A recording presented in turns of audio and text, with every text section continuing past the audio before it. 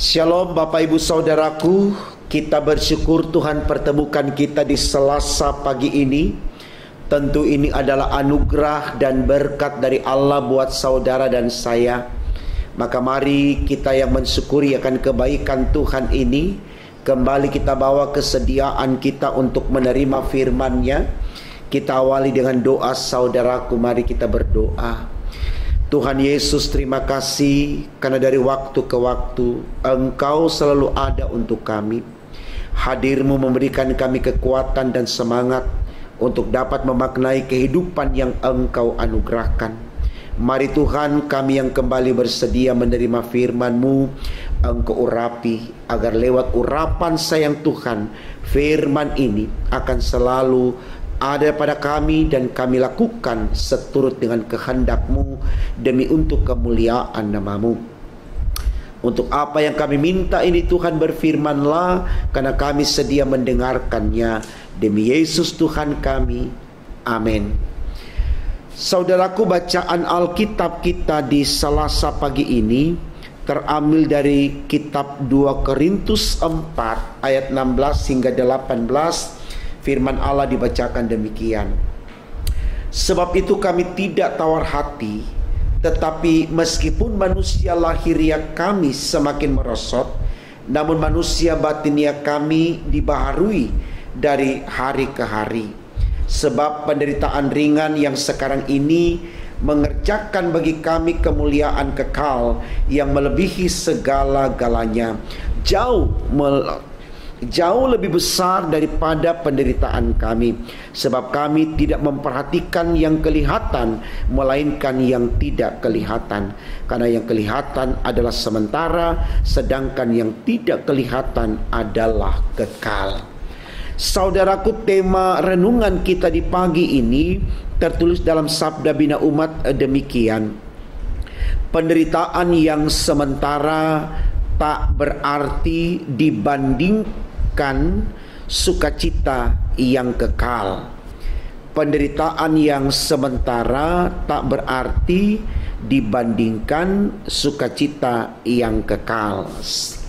Saudaraku, kalimat di tema khotbah kita ini hendak menyadarkan saudara dan saya bahwa ada dua masa hidup yang manusia akan lakoni, ya, atau jalani, yang manusia perankan, yaitu di dunia dan di akhirat, ya.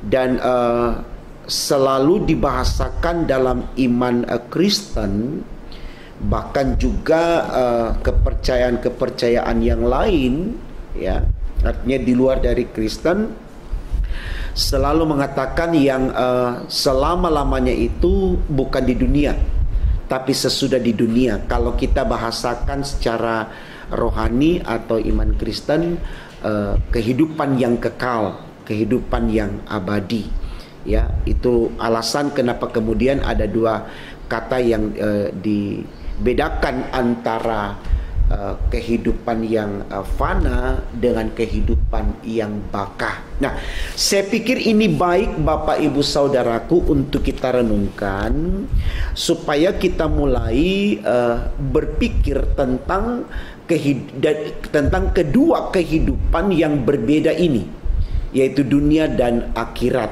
ya. Karena sadar atau tidak, kedua dunia ini kita perani, kita lakoni, ya, kita ada di situ, ya. Manusia tidak pernah tidak ada di dunia, tidak ada langsung tiba-tiba dia di akhirat dan seterusnya, ya. Tetapi dia akan melewati dunia sebelum dia ke akhirat, ya. Jadi ini konteks yang tidak bisa disangkal. Ini kisah hidup yang nyata, real, konkret, ya, tidak abstrak dan seterusnya. Nah, kalau kita bawa hal ini ke dalam konteks keimanan kita, ya, untuk menuju kepada kehidupan yang baka, kehidupan yang kekal, ya, syaratnya adalah bagaimana kita melakoni peran kita di dunia ini, yaitu menjalani kehidupan di dunia ini ya,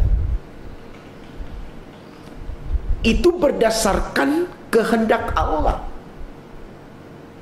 Ya, seperti khotbah kita kemarin tentang Paulus dan teman-temannya memahami bahwa mereka ada di dunia ini benar-benar karena Tuhan yang mengutus. Makanya dia katakan di sana, siap laksanakan. Artinya mereka mau memerangi hidup yang mereka lakoni ini berdasarkan petunjuk Tuhan. Dalam situasi baik atau tidak, mereka tetap tidak melepaskan diri dari Tuhan. Mereka tetap mengikuti petunjuk Tuhan. Tujuannya adalah supaya ketika mereka meninggalkan dunia ini, mereka akan dibawa oleh Allah di kehidupan yang berbeda dengan di dunia ini, yaitu kehidupan yang kekal. Walaupun kehidupan yang kekal selama mereka ada di dunia tidak ada dalam pandangan mata mereka, tapi iman mereka sudah berbicara bahwa kehidupan sesudah di dunia ini itu lebih baik, itu lebih indah, ya, itu lebih berwarna, dinamis dan harmonis, lebih menyenangkan, ya. Itu yang diungkapkan di tema khotbah kita, dituliskan begini saudaraku.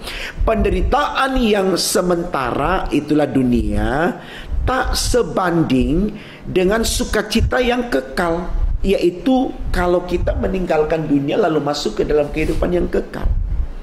Jadi bahasa yang tertulis dalam tema kita ini adalah spirit bagi kita untuk mengerti bahwa nikmatilah penderitaanmu di dunia, karena dunia ini fana. Saya katakan dalam khotbah kemarin, tidak akan pernah ada yang namanya baka di dunia ini. Artinya kalau hari ini kita tertawa, mungkin sebentar lagi kita akan menangis. Kenapa tidak? Itulah situasi hidup dunia, silih berganti. Terima itu, jangan lari dari Allah. Ya, karena penderitaan yang kamu alami dalam Tuhan, kendatipun kamu tertindih sampai jatuh, terpuruk, tidak berdaya, tetap berjalan bersama dengan Tuhan. Maka penderitaan ini tidak ada artinya, tidak ada arti apa-apa, saudaraku, kalau kemudian ya kita dibawa Tuhan ke dalam kehidupan yang kekal. Katakan saja karena kita menderita luar biasa, ya, saatnya kita mati, jangan takut. Karena penderitaan ini akan Tuhan ubah menjadi kebahagiaan yang kekal, yang sempurna. Karena dalam penderitaan ini kita tetap setia kepadanya. Ini yang dilakukan oleh Lazarus. Dia nggak peduli soal makanannya itu sisa dari meja orang kaya yang jatuh, ya.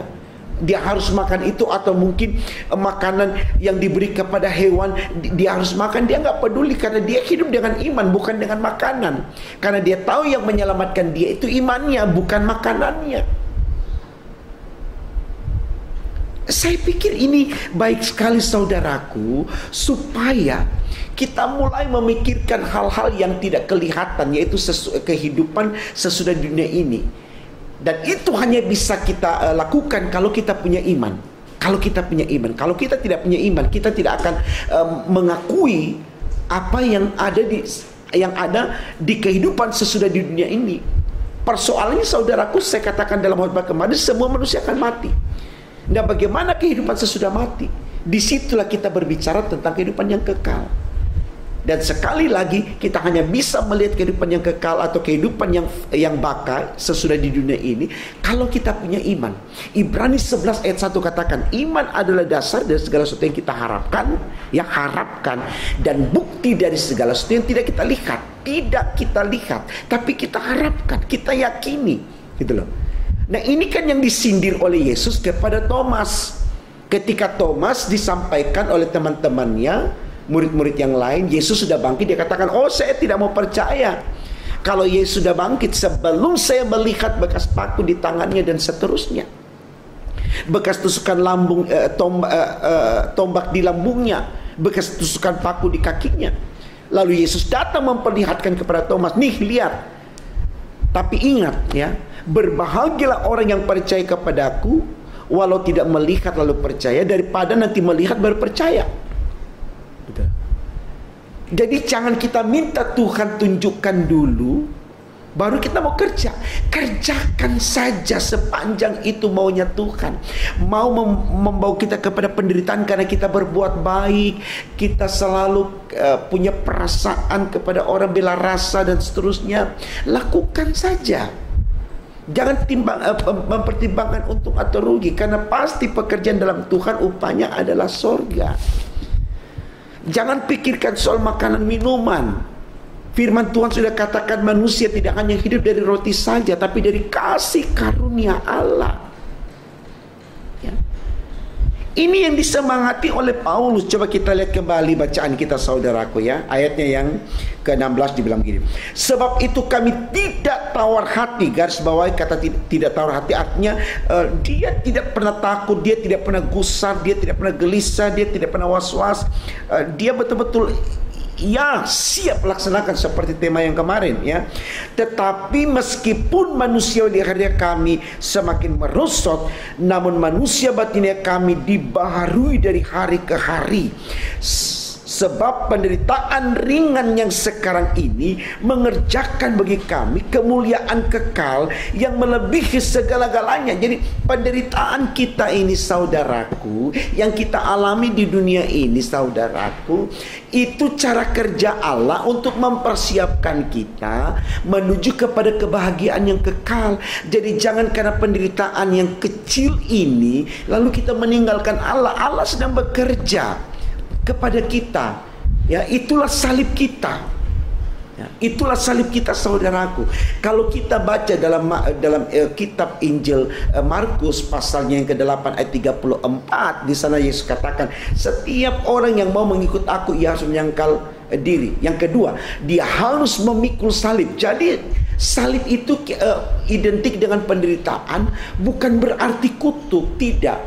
Tapi Allah sedang mau bekerja untuk supaya kita yang setia dalam penderitaan memikul salib itu tadi akan dibawa kepada kehidupan yang kekal. Ini yang dimaksudkan, ya.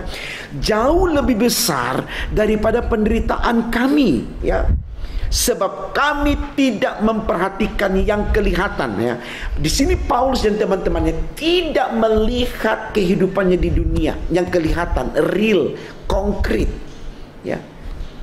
Melainkan yang tidak kelihatan, yaitu kehidupan yang baka. Itulah iman, mengharapkan sesuatu yang tidak kelihatan, ya. Ibrani 11 ayat 1 tadi, karena yang kelihatan adalah sementara. Saya katakan tadi, yang kelihatan itu dunia itu sementara, makanya dia fana, dia tidak kekal, ya. Melainkan sedangkan yang tidak kelihatan adalah kekal. Saya pikir ini jelas, saudaraku. Jelas sekali bagi kita. Tapi mari kita jujur, berapa banyak orang, ya, mungkin termasuk saya dan Bapak Ibu, yang berpikir bahwa hidup ini hanya sementara. Kita ada di dunia ini hanya satu kali. Ayo nikmati indahnya dunia. Ayo puaskan sepuas-puasnya selagi masih hidup di dunia. Kalau sudah tinggalkan dunia, sudah tidak kita nikmati lagi, ya. Sehingga walaupun salah, walaupun tidak benar, ya, kita lakukan saja. Pertanyaannya, saudaraku, apakah betul orang yang memuaskan hasratnya, pesta pora, ya, dan lain sebagainya, memfitnah, mencuri, merampok, korupsi, apakah betul dia sudah mendapatkan indahnya hidup di dunia ini? Tidak. Tidak, ya. Karena dunia sudah tidak akan pernah memberikan kebahagiaan yang kekal kepada manusia. Kita kembali kepada kejatuhan manusia ke dalam dosa di kitab Kejadian pasal 3. Karena dosa manusia A, B, C, D, dia menderita, ya. Dengan jeritan, dengan tangisan, dengan keluh kesah, manusia mengais rezeki,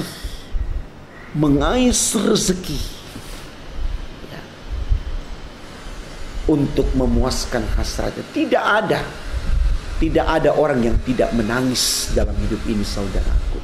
Ya. Baru lahir saja kita sudah menangis. Baru lahir kita sudah menangis. Ya. Itu gambaran bahwa kita bukan siapa-siapa, supaya kita tidak sombong dengan Allah. Ya. Mau harta kita banyak, mau uang kita banyak, mau kita terkenal, jangan sombong dengan Allah. Tidak terhitung jumlahnya. Orang yang terkenal, orang yang punya harta banyak, tidak bisa menentukan hidupnya. Ya, seperti orang yang diobati di rumah sakit, dokter berapapun harganya, yang penting saya selamat. Mati juga.